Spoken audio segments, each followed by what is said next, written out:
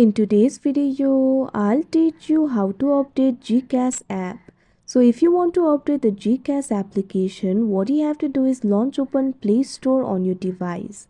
Updating the application is very important in order to access the new features. Also, you'll be able to get smoother performance and fix the bugs. So what you have to do is tap on the search icon that you can see at the bottom right corner of your screen. Tap on the search bar that you can see at the top. Now after you do that, type in GCash over here. You'll be able to see the results. Find the application for GCash and tap on it.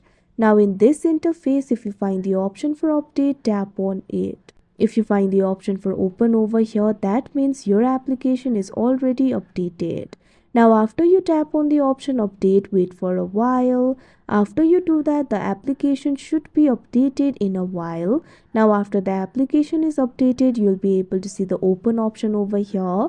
That means now you'll be able to use the latest version of the app. So that is how you update GCash app. I hope you found this video helpful. Thank you for watching.